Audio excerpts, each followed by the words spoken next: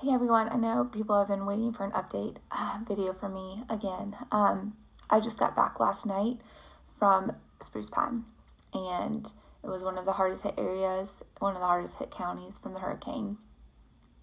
I know that there's a lot of videos going on. A lot of people are saying they're fear mongering.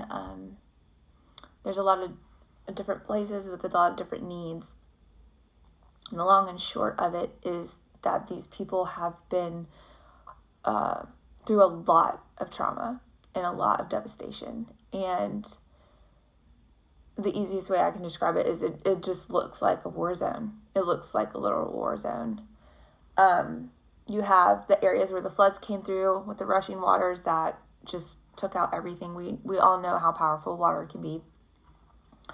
So we have tons of devastation from that, tons of infrastructure lost, compromised, sinkholes everywhere, people who have homes that the water rushed and carved out, like right up to their house. So like there's so many places that are going to have engineers come and see if they're structurally sound. Mudslides are still happening, like mountain slides are still going on.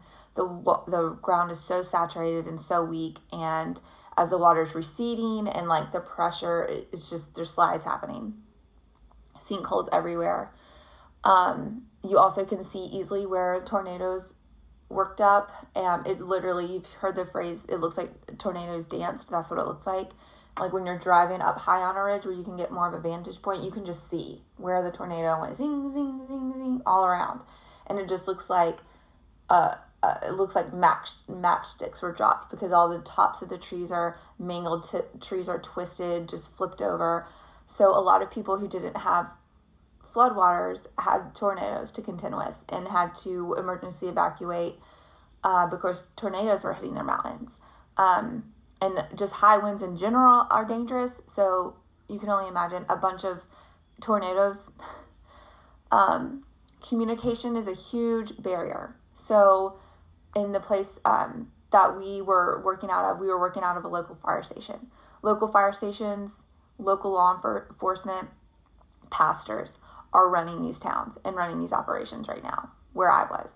No heavy presence at all of any government agency at all.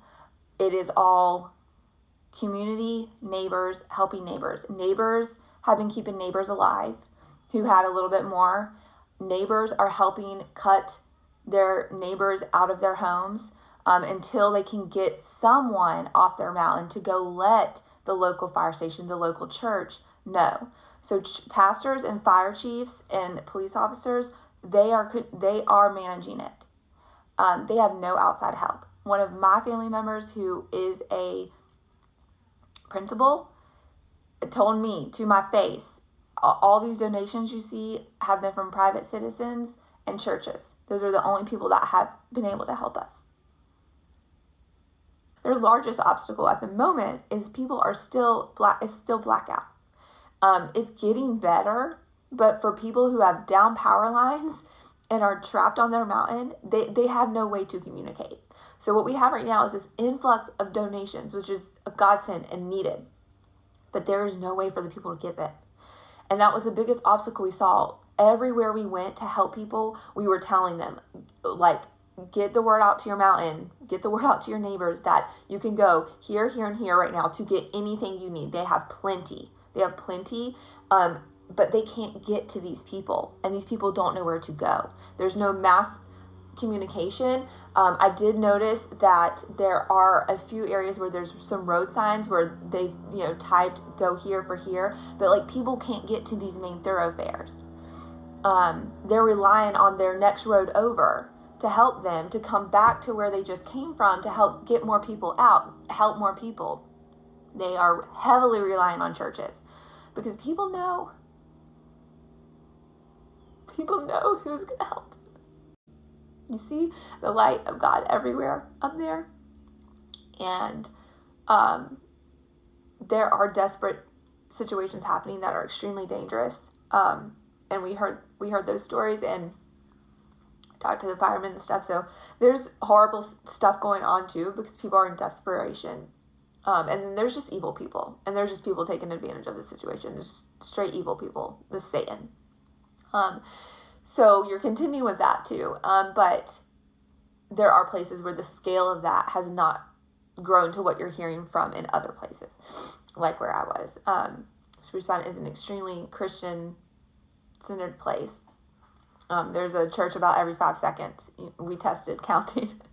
And so it's just neighbors, helping the pastors, helping the fire stations, helping the policemen, helping them coordinate. We weren't really sure. One of the first things we did when we got there, we got included in a rescue mission, and I helped I was part of a team that helped get 4 people stranded that had been stranded for 7 days solid.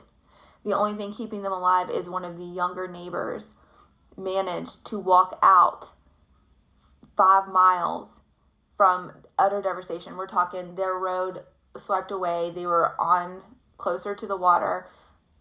I saw railroad tracks picked up and twisted like they were on. It was made to be a roller coaster. I mean, just the most mangled railroad track you could ever think of. That's what I saw, curving around. I mean, it was insanity.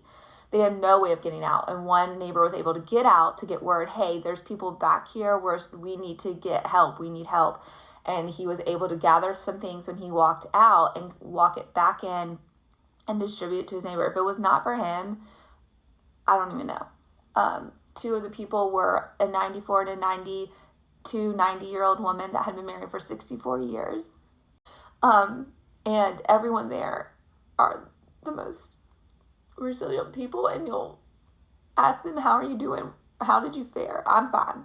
And they don't want to take anything or complain because they know some people lost their lives, and that would be the ultimate thing that happened. And so if they're alive, they say that they're fine, even if the only thing they have are the clothes on their back, which that's a lot of people. And this is going to be a years-long recovery mission.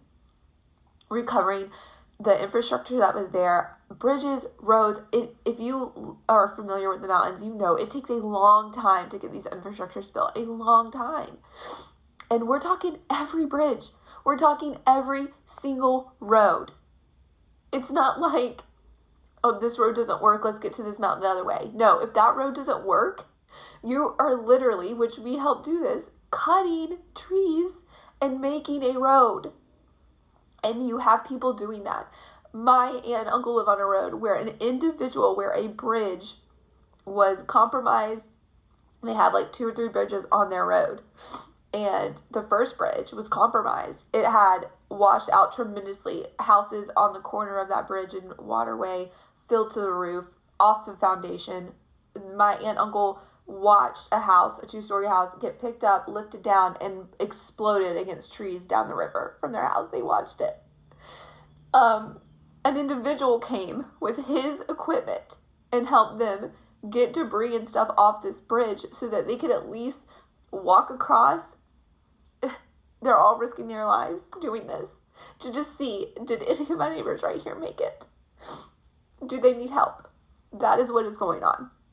On our way out, we saw the police escorting convoys. You've heard that story, that the police now are having to, if they know that you're coming, they are escorting you in so you cannot get stopped by the government organizations and having your stuff confiscated, because that is happening.